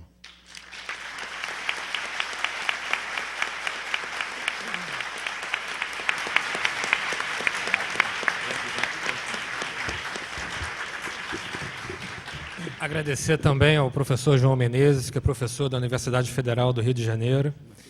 É muito legal te ouvir, João. Assim, é importante porque fala do meu ponto de vista, do meu local de fala como juiz. Muitas vezes nós julgamos, nós construímos as normas aplicáveis ao caso concreto a partir desses preconceitos, desses mitos, através daquilo que a gente aprende com o professor William Bonner no Jornal Nacional. Mas isso é perverso. É perverso, né? A falta de conhecimento é perverso. Queria passar a palavra agora ao professor Maurício Fiore, que é antropólogo, doutorando pela Unicamp, pesquisador do Centro Brasileiro de Análise e Planejamento, SEBRAP, do Núcleo de Estudos Interdisciplinares sobre Psicoativos e da Associação Brasileira de Estudos Sociais sobre o Uso de Psicoativos. Tem diversos trabalhos também publicados e também é um querido amigo. Bom dia, obrigado, Rubens. Agradecer o convite, ter vindo para o Rio. Acho que debater a internação no Rio é um desafio, porque eu acho que é a cidade que está vivendo essa forma de lidar com a questão das drogas mais intensamente. E o desafio é falar depois do João, que trouxe essa experiência da biologia e que, como antropólogo e sociólogo, a gente cria ali tem essa relação às vezes tensa com essa cultura é derivado, fala, mas a cultura também cria. A gente está sempre nessa linha, mas é interessante, porque é exatamente isso. A relação, isso eu falo como pesquisador do tema, uma das coisas que mais fascina no estudo do consumo de drogas é porque as drogas são um desses temas que mais provocam essa interface entre o que seria natureza e cultura, né? Para muitos essa dicotomia já nem deve existir mais, as coisas devem ser vistas como uma coisa só, porque quem tem um pouquinho de familiaridade com ciências sociais sabe que as ciências sociais cresceram sobre a ideia de que o social estava além da biologia, né? Coisa durkheimiana, né? O Durkheim fala, não, o social é um cimento invisível que nos une aqui para além de qualquer molécula. Mas isso já há muito tempo vem sendo criticado porque não há nada invisível, né? E é isso o João levantou muito bem. Tudo pode... A cultura ela também é um dado orgânico, mas também o orgânico é também um dado da cultura. E aí, quando eu fiquei pensando prazer e dor, por exemplo, a gente pode... Aquela piada se a gente buscasse só o prazer e evitasse a dor, não teria aquela piada do sádico e do masoquista, que o masoquista fala, bom, me bate, e o sádico fala, não bato, né? Quer dizer, ele tem o prazer da dor, não é a dor que é essa que você lembrou bem, a ideia de que, bom, estamos aqui trabalhando, mas quando terminar o dia eu terei prazer, porque eu terei trabalhado, evitando, sofro agora e ganho depois. Mas é a própria dor significando prazer. Que, no caso do consumo de drogas, principalmente no abuso, né, você tem mecanismos que a gente chama de prazer negativo, já foi levantado dessa forma, né? Isso falando exatamente do dependente, que já não se sabe bem por que ele repete o consumo, mesmo sentindo que aquilo não lhe faz tão bem. E uma dessas ideias, um desses conceitos, é a ideia de prazer negativo, coisa que o vale. Ou tem um outro termo que também se usa na medicina, a ideia de que ele repete sabendo que está, vamos dizer, atirando contra si. Eu acho que trazer um pouco mais a experiência realmente vivida e a massa de trabalho de um sociólogo, de um antropólogo é menos interessante que a de um neurocientista, de um biólogo, que é como as coisas se dão, né? Eu acho que a questão do crack, o João tocou muito bem nesse ponto, que a gente tem que lembrar sempre, né? Um vetor de transmissão de consumo de cocaína. Eu não vou tanto tocar na questão do estatuto dessas substâncias. O João também lembrou, a gente não conhece nenhuma sociedade que não tenha feito uso sistemático de alguma dessas drogas que, embora sejam alimento, alterem nossa consciência. A única anedótica são os esquimós, que até onde a gente sabia, eles não tinham plantas, por isso eles não tinham nenhuma substância, o que não quer dizer que não alteravam a consciência de alguma forma. E quando tiveram contato com outros povos, rapidamente se apropriaram das suas drogas. O estatuto dessas substâncias mudou muito no século XX, e a maneira como nós lidamos com essas substâncias. E a coca é um bom exemplo disso, né? A coca, domesticada e conhecida há muito tempo, né? Uma planta andina, feita com um consumo basicamente via oral, né? Onde você extrai, sim, cocaína, mas num nível bem baixo, tem algum risco, tem alguns danos, tem alguns problemas podem estar associados, mas não tem padrão compulsivo de consumo, ele gera hábito, né? Gera, às vezes, problemas bucais e tal, mas gera hábito. Sintetizamos a cocaína, né? Extraímos a cocaína, qualidade de cocaína, passamos a consumi-la ou intravenosa ou via nasal e depois chegamos ao crack, que é uma forma de consumir cocaína concentrada porque é fumada e é transportada dentro dos pulmões. E a gente sempre pensa, bom, o crack surgiu porque é uma droga de pobre, é uma droga que ela é barata e rápida. Sim, mas ela não surgiu como uma droga de pobre. E esse é um dado importante. Nos Estados Unidos, o freebase, que é um pouco a origem do crack moderno, você tem outras histórias do crack em relação a fumar pasta base já na América do Sul. Mas esse crack, esse nome, dessa forma, o crack era fumar cocaína, que é algo dispendioso, porque você tem que queimar a cocaína, que cocaína, para ser queimada na sua versão cloridrato, ela precisa de muita temperatura, então isso é muito dispendioso. Você tem que voltar a ser pasta base para que ela queime numa temperatura razoável para que se fume num cachimbo. E o que acontece quando você queima? Você pode fazer essa cocaína render. E ela rende porque ela fica potente, porque ela vai direto para o seu pulmão e ela rapidamente atinge todos esses neurotransmissores que o João levantou. E aí ela fica potente e, ao mesmo tempo, ela é mais rápida. O que a gente tem de massa para entender? Qual que é a nossa base de dados para entender alguma coisa nas ciências sociais? São comportamentos, recorrências, padrões. E a gente tem como padrão o fato de que o crack, consumir cocaína fumada, se você olhar por cima, se você olhar as experiências, tanto de nível quantitativo quanto etnográfico, você encontra um padrão, uma propensão a um padrão compulsivo de uso. Isso não significa, e de novo cito o João, nem de perto que coisas do tipo qualquer pessoa que fume crack está já dependente, está viciada, e que qualquer consumo, por exemplo, de crack tem que ser nesse padrão compulsivo como a gente imagina nas nossas cracolândias. Já uma série de relatos, seja etnográficos, seja já nas pesquisas de saúde coletiva, de consumidores de crack, e aí São Paulo é um laboratório nesse sentido, porque São Paulo foi o local da chegada primordial do crack no Brasil, foi onde o crack primeiro se alastrou ali, né? Quer dizer, o seu consumo se disseminou, não gosto de usar alastrou porque parece doença, mas seu consumo se disseminou já no final dos anos 80, começo dos 90. E qual era o que a gente percebia nesse padrão? Que você tinha essas pessoas que iriam começaram a ocupar locais, tanto na periferia quanto no centro, locais já degradados, pessoas que ficaram com esse consumo, que já tinham outros problemas, às vezes outras comorbidades ou outras vulnerabilidades, mas você teve um consumo, gente consome crack há quase 15, 20 anos em São Paulo. Não morreu, está vivo, vidas completamente diferentes ali na sua completude individual, ninguém está dizendo que elas estão muito bem ou muito mal. Mas você tem, por exemplo, tem muita, e aí estudo etnográfico da Cracolândia em São Paulo mostra isso, pessoas que passam um tempo, ficam na chamada vida louca, consomem crack por meses, 4, 5 meses, se cansam, se destroem, emagrecem, ficam muito debilitadas, voltam para algum local que seria uma casa de um parente, ou voltam, se tem família, volta para uma família, e passam um tempo sem consumir crack. Às vezes consumindo outras, às vezes não, quase frequentemente consumindo outras drogas.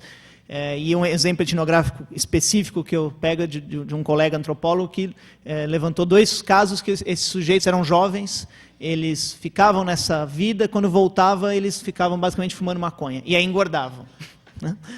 Com um dos efeitos da maconha, inclusive é da fome, quer dizer, a fome que ele não tinha fumando crack, ele passava um tempo fumando maconha, engordava, até uma hora que isso cansava. E aí você tem todo esse complexo que eu ia até falar, o João já adiantou. Não dá para entender o consumo sem entender esse tripé, que acho que vocês, quem já tem um pouquinho de familiaridade com alguma bibliografia sobre drogas, sabe, essa droga, o set, que seria essa carga individual, psíquica, que todos nós trazemos, que é peculiar e não é nunca semelhante de um para o outro, e o setting, né, esse cenário, esse sim dá para a gente ver padrão. Não dá para entender um consumo abusivo ou até compulsivo de uma droga sem entender essas 3 vertentes, que elas só existem na fala, na produção do conhecimento. Na vida da pessoa você não separa, isso é cenário, isso é a droga, isso é o indivíduo. Aquilo está tudo junto.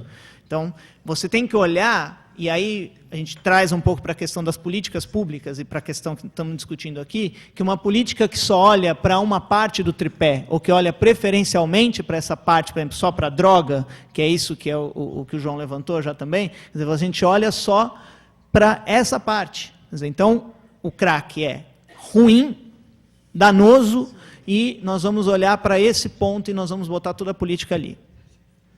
Isso, a tendência é fracassar. Fracassar quanto produção de conhecimento sobre drogas e fracassar como política pública.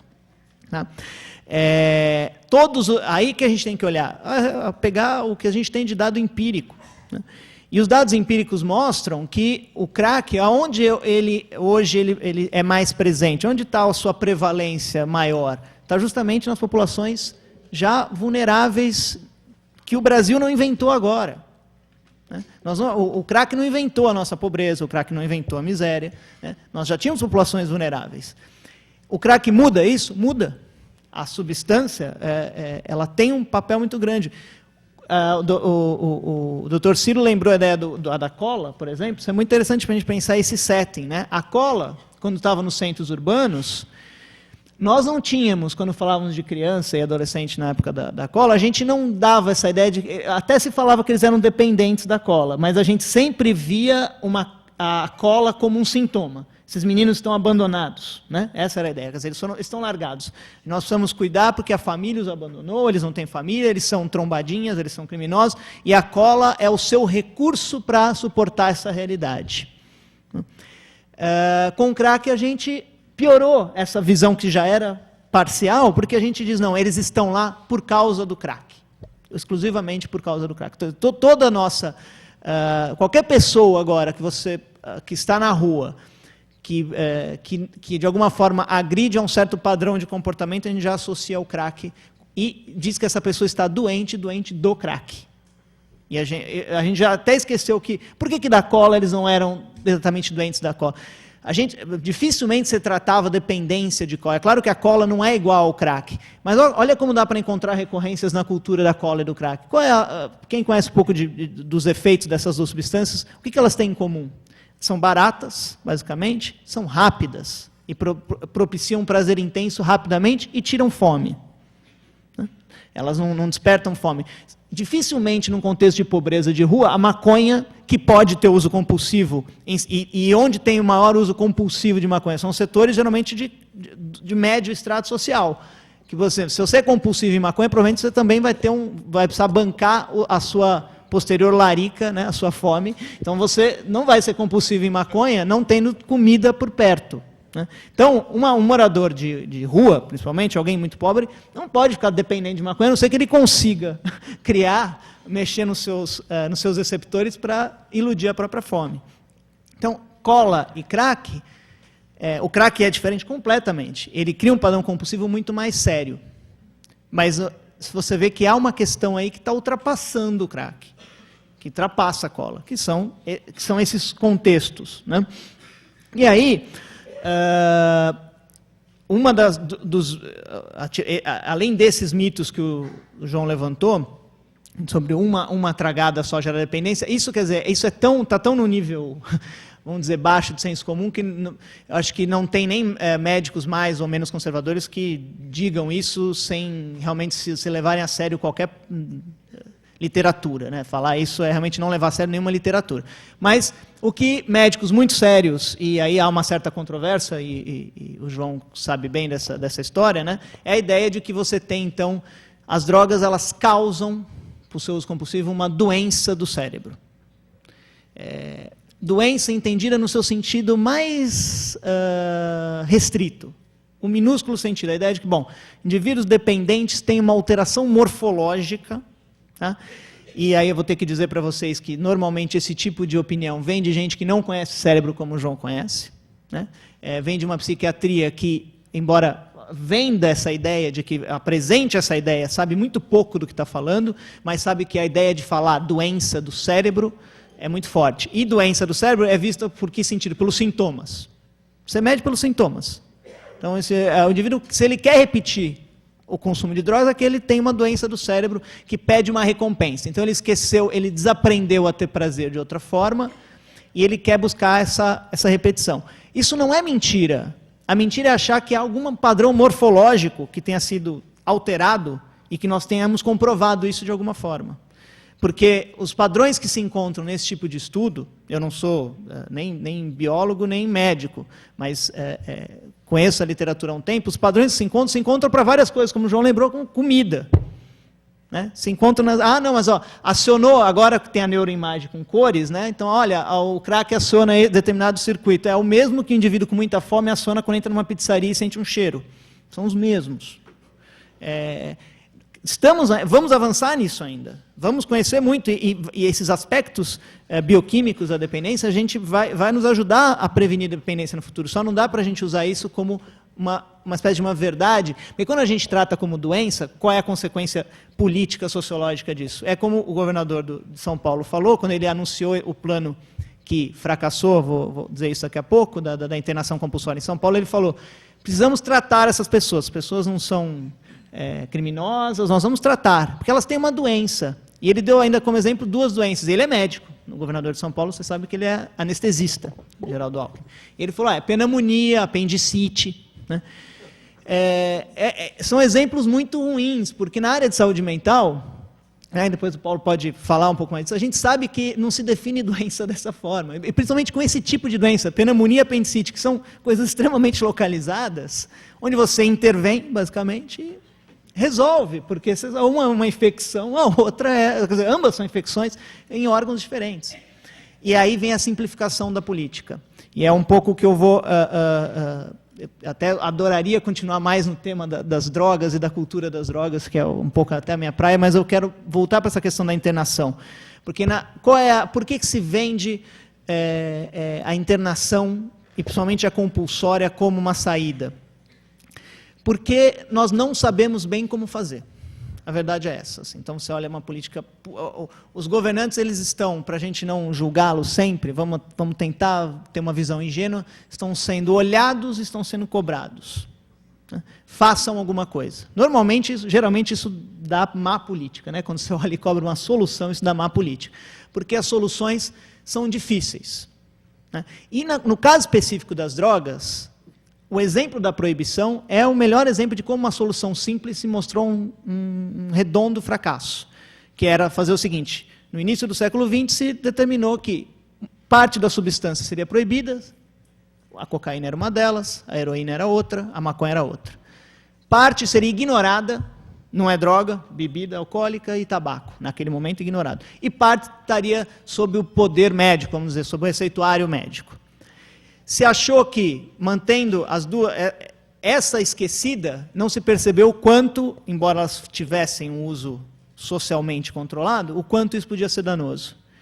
E achou que todos os problemas que essas ilegais poderiam causar, né, ia simplisticamente se resolver a partir da sua proibição.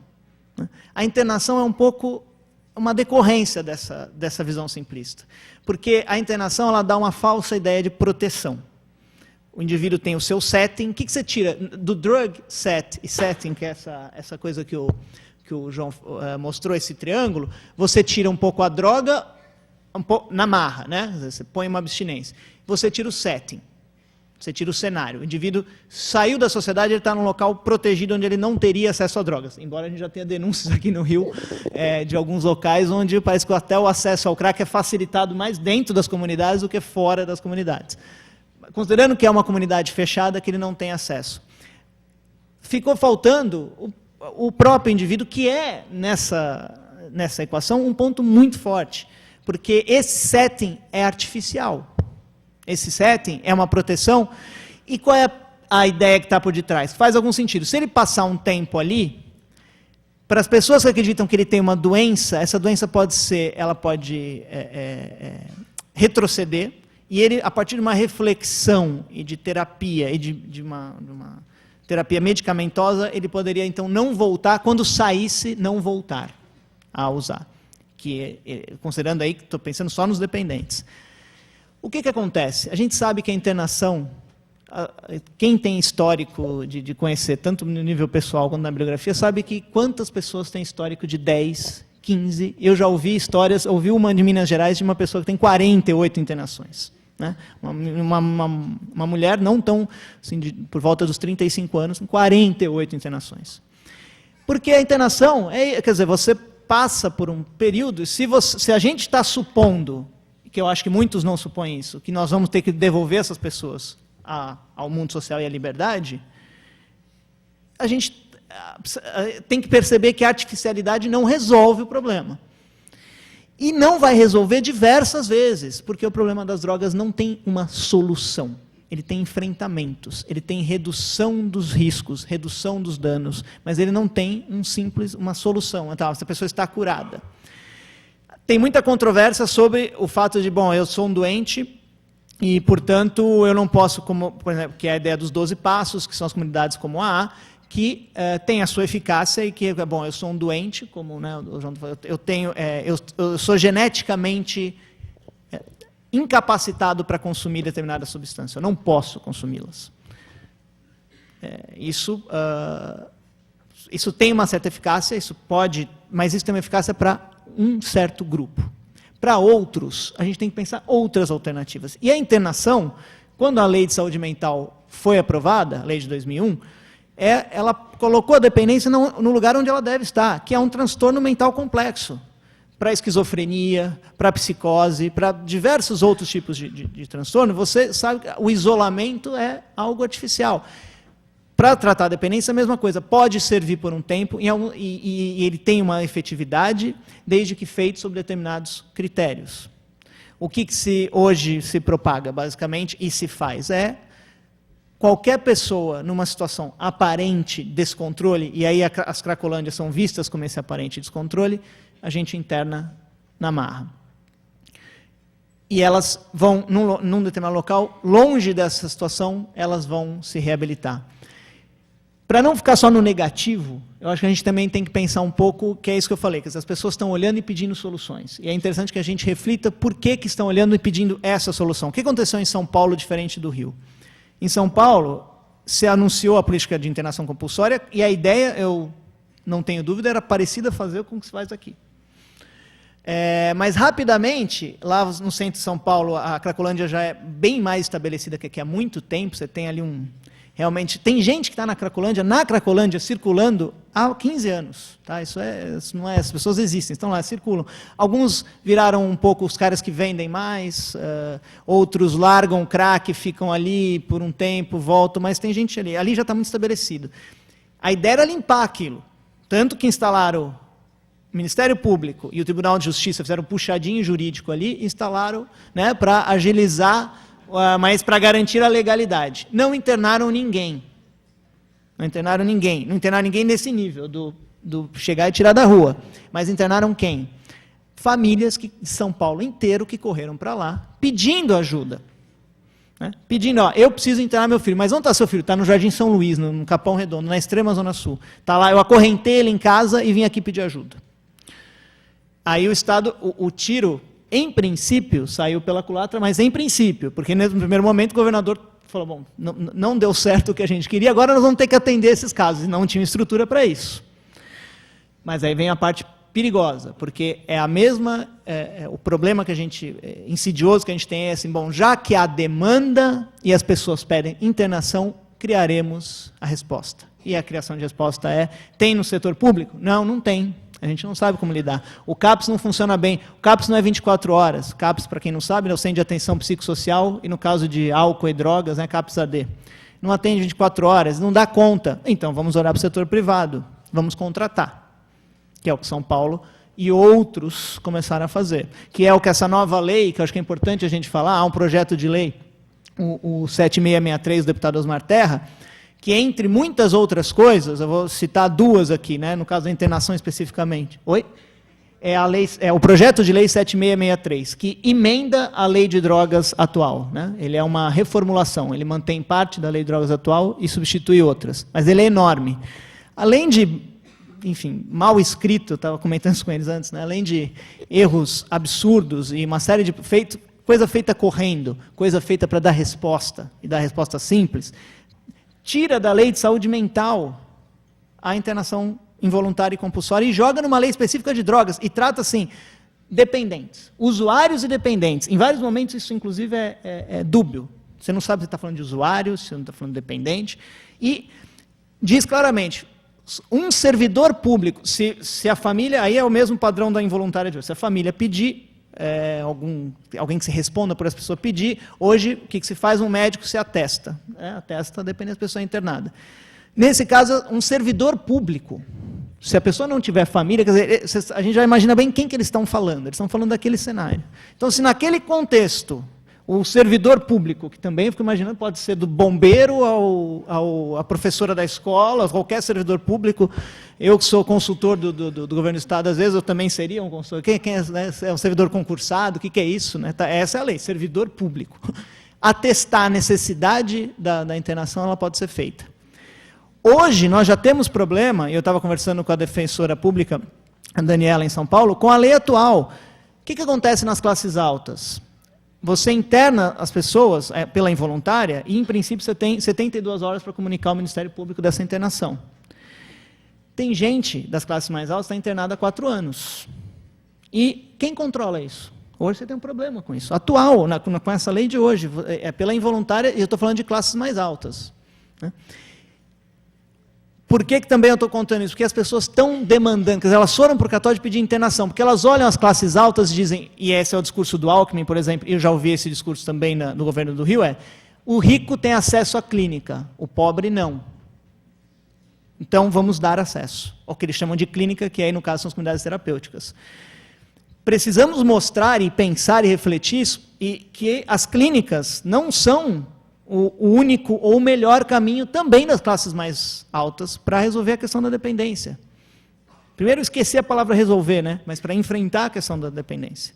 Então, essa lei ela vai exatamente no sentido contrário. Primeiro que ela vai tirar recursos, a gente não sabe de onde, né? Porque se o SUS não atender, é obrigação internar em qualquer lugar. Então, você tem aí um lobby realmente, tem comunidade terapêutica séria que faz trabalhos, eu sempre gera polêmica em evento isso, mas você tem muitas comunidades que, inclusive agora que o governo federal passou a apoiar as comunidades, abriu um edital específico para as comunidades, exigiu algumas coisas, quantas se apresentaram para pedir dinheiro ao governo federal? Quase nenhuma. Né? Para onde elas estão indo? Estão indo no poder municipal, que é mais frágil nos seus controles. E no interior do estado de São Paulo, já tem políticas municipais pegando o dinheiro do governo federal, indiretamente, e internando as pessoas na rede privada, nessa rede que não é Estado. Muitas bem intencionadas, mas aí tudo aquilo que você perde o controle privado, já surgiu em São Carlos a denúncia de que um dos internados, a pessoa conseguiu, a justificativa era, tanto do juiz local quanto do diretor da comunidade, essa pessoa está enfrentando bem seus problemas de dependência e seus desvios sexuais.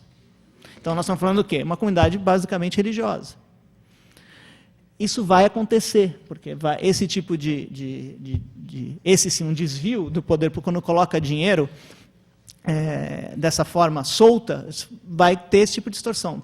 Você não pode, a comunidade terapêutica agindo privadamente, ela tem que responder já a critérios sanitários básicos, que são até controversos. Por exemplo, a turma dos...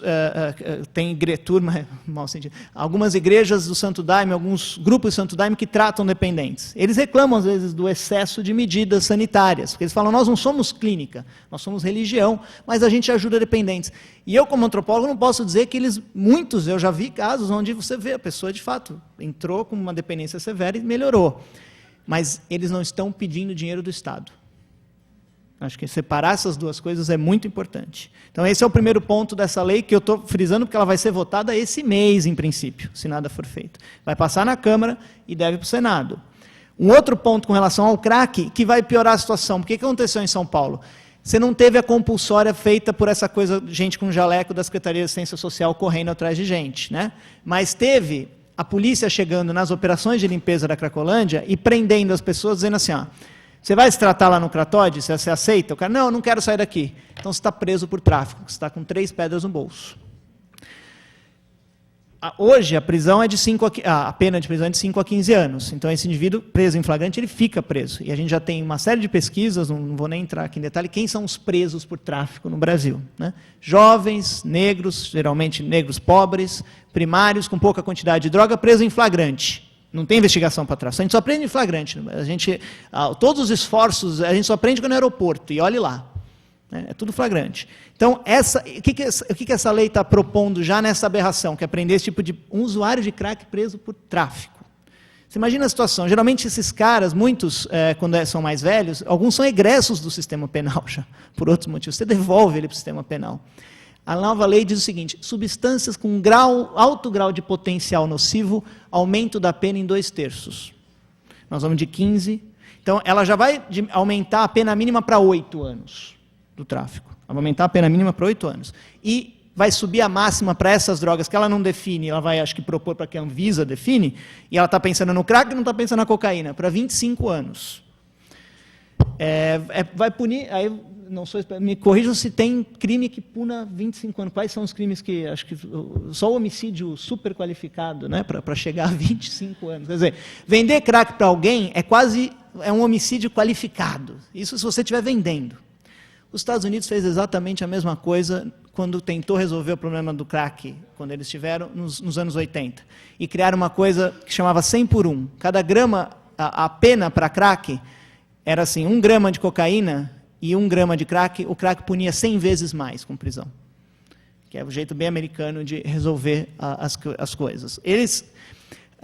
Que isso tem algum efeito na minoração do uso, pode até ter, tem bibliografia controversa sobre isso. Só que eles encarceraram gente num nível nunca conhecido na história contemporânea. Eles são hoje os grandes encarceradores. De onde eram esses grupos? Pobres, negros, e agora eles estão revendo essa lei, e já essa lei, inclusive, já foi especialmente revista, ela já caiu. Eles estão voltando atrás. O nosso legislativo acha que essa lei é moderna para enfrentar o problema. Que nós vamos enfrentar o abuso e a dependência de crack com esse tipo de medida. Eu até trouxe a lei aqui, depois, enfim, tem termos, né? Essa coisa do servidor público, eu estava revendo esse substitutivo, é interessante. Mas eu queria fechar, para não avançar mais no tempo, a proposta, eu acho que, e eu não trabalho diretamente com dependência, mas trabalho com uso de drogas e estou ali nessa interface com gente que atua na dependência, ela é de fato complexa, ela nem é tão cara. O tratamento, pensar numa política pública de drogas é amplo, mas não é tão caro. E você tem que pensar da política básica, que às vezes parece piada, né? Por exemplo, redução de danos, distribuição de cachimbos. Eu mesmo, quando eu via meus amigos redutores de danos indo para a Cracolândia com cachimbo de plástico, não, porque queima a boca e aí a lata, né? Então isso passa hepatite, por exemplo. Então, o cachimbo de plástico não passa. Você tende a achar, você está brincando, né? O cara está ali, você está dizendo que o problema dele é hepatite, mas é porque essa é a visão de quem está com uma lente de consciência daqui de cima. Além da hepatite ser de fato um problema, porque eu não queria pegar hepatite, acho que ninguém daqui gostaria de pegar quem não tem, né? Você ainda esquece que o autocuidado desse indivíduo, e muitas vezes quando ele pega o cachimbo, e a ideia de falar, tem a lata e tem o cachimbo, e ele fala, não, eu prefiro o cachimbo, porque é melhor para mim, esse movimento pode parecer ridículo, mas ele não é. Ele é um movimento de autocuidado, como falou o João, de preservação. Ele pode ser um pontapé inicial, repetidas vezes, não estou dizendo que é uma solução, começa nessa ponta, consultório de rua, aí vai passar por um monte de coisa, ambulatório 24 horas, mas ambulatório 24 horas o cara entra e sai, tem recaída. É isso, infelizmente, é isso. Se você olhar o que a Europa, a França que segurou o tempo todo as suas políticas proibicionistas, agora a França está falando, vamos fazer o que eles chamam de narcossalas. O que é? O cara pode pegar o seu crack e vai usar ali, mas o governo vai abrir um lugar, mas você quer o quê? Aquele cenário ou você quer um cenário melhor para que ele use? Porque, no fundo, né, e com isso eu vou encerrando, uma parte do... eu e não sei se vocês conhecem, o Luiz Fernando Toffoli, que é um psiquiatra, agora está na Unicamp, e o Denis Petuco, que está aqui no Rio agora, nem sei se o Denis veio aqui hoje para o evento, a gente encabeçou uma petição eletrônica que chamava Internação Compulsória Não. Não no sentido de remover a internação compulsória da lei, mas que ela não se tornasse centro de política pública. E fomos xingados na internet, né, assim, fomos elogiados, minha falecida mãe foi xingada diversas vezes, e eu acho que o argumento que a gente tem que se preocupar em responder é esse, o que a gente oferece? Mostrar que a internação é um caminho, mas que é um processo complexo, ninguém está dizendo que não tem que fazer nada, mas a grande resposta que você teve era assim, está com dó, leva para sua casa. Você já foi assaltado por um nóia? Você sabe o que é isso? Ou você tem alguém na família? Essa coisa do alguém na família é até um argumento que a gente tem que pensar. Mas o assaltado por um nóia, está com dó, leva para sua casa, esses caras gastam nossos impostos. No fundo, o que tem? E essa fascismização, fascismo, enfim, o fascismo que está embutido aí, é que no fundo é assim, era melhor que eles morressem, porque eles não têm muita saída mesmo. Já que a gente não pode matá-los, porque agora inventaram esse negócio de direitos humanos, então, vamos trancar num lugar... E aí, assim, se melhorar, melhorou. Não melhorar, deixa trancado. Né? Não estou dizendo que isso move a todos. Estou dizendo que isso está presente, sim. E não é novidade na nossa história, na história do mundo. Então, a gente tem que estar preparado para responder seriamente aos desafios que um tratamento dependente tem.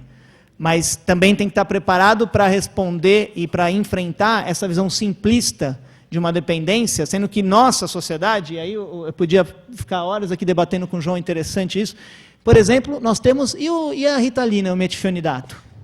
Né? Eu sei que é uma coisa que, mas não tem nada a ver. Para mim tem muito a ver. São crianças de 6 a 14 anos que estão sendo medicadas com uma anfetamina, que se desenhasse a molécula ali, o João trouxesse, ela é quase igual à da cocaína, tá ali pertinho, né? Estão sendo medicados com transtorno de déficit de atenção e hiperatividade.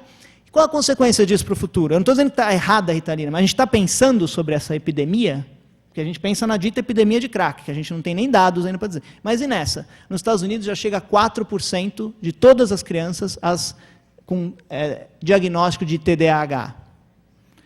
Em alguns grupos de classe média, homens brancos de 6 a 14 anos, chega a 8%. Ou seja, 1 em cada 10 estão sendo diagnosticados e provavelmente tratados com Ritalina ou Concerta, que é o outro nome. Né? Concerta é ótimo. A criança está com um problema, toma o Concerta que resolve. Ambas são o metilfenidato. A gente está pensando nas consequências disso para o comportamento, para o set dessas crianças no futuro? Se elas tomam assim... Saiu um dado da Anvisa agora, não sei se o Paulo, que o consumo no Brasil ele sobe no segundo semestre. Por que será que o consumo de criança sobe no segundo semestre? Precisa passar de ano, precisa passar na prova. A gente está pensando sobre... Está assustando tanto quanto assusta? Então, vocês verem como é dispar. A gente tem que pensar uma política de drogas como um todo. E é isso que nós não estamos fazendo. Responder com internação compulsória como política pública Não, parece chavão de esquerda. Não, isso é higienização. É que não tem outra palavra para chamar quando você centra a política pública com o argumento de eu tiraria da rua porque se fosse meu filho eu tiraria. Né? Mas o seu filho você não levaria para a clínica que o miliciano comanda, ou que um cara que tem 40... Põe lá, então, pega a filha dele que ele tiraria da rua e põe naquela clínica. Deixa ela lá trancada. Vamos ver se ela trataria de alguma coisa. É isso, depois a gente discute mais.